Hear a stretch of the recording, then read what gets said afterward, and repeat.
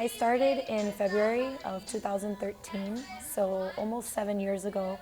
And I grew up in dance, gymnastics, cheerleading, and I was studying behavior therapy in college at the time. And when I graduated, I wanted to see how could I combine my two passions of dance and therapy.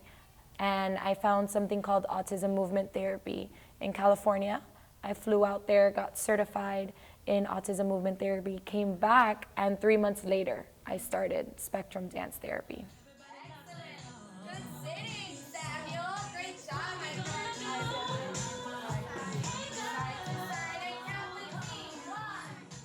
Spectrum Dance Therapy is a combination of Autism Movement Therapy, Applied Behavior Analysis, which is ABA, and music therapy. So we take the theories and the principles of all of those types of therapies and we combine it into one class.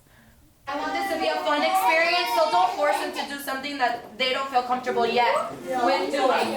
We do this every single Saturday. So honestly, the difference between teaching a typical dance class and a dance class geared toward those with developmental disabilities is that we kind of have to let go of our own control, and the class doesn't need to be perfect.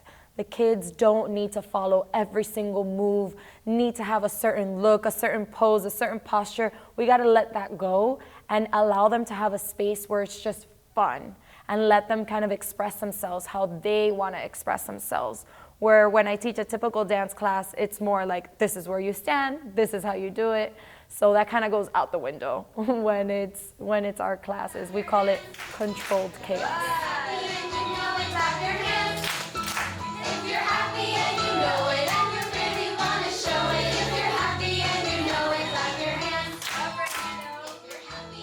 So in the class, you'll notice there's a lot of bilateral movements. So there's a lot of across the body movements where the children have to cross their midline.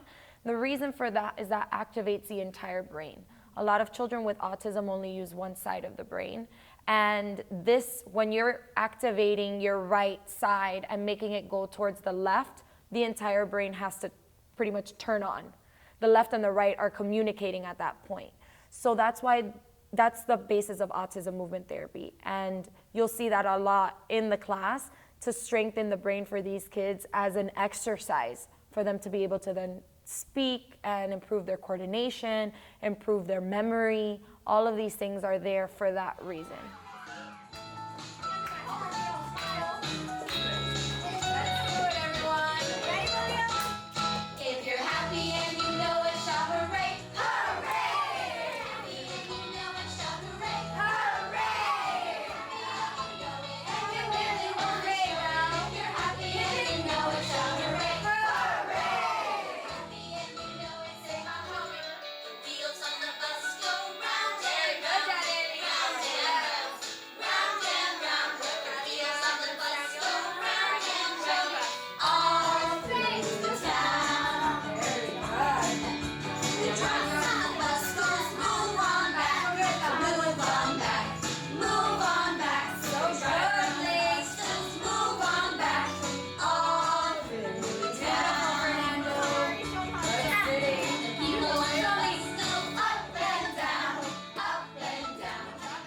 I had a mom tell me, she's like, we've been working so hard on him learning to ride his bike.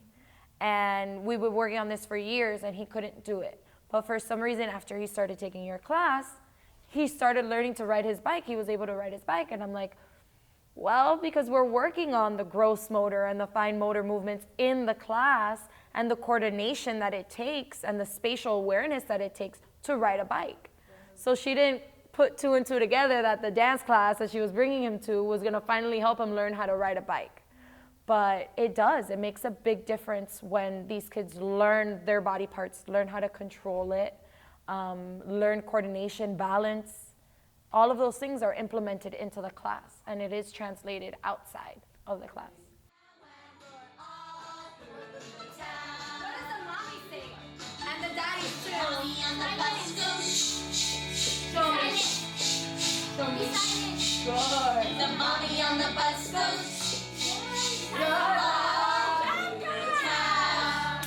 So good. The wheels on the bus go round and round, round and round, round and round.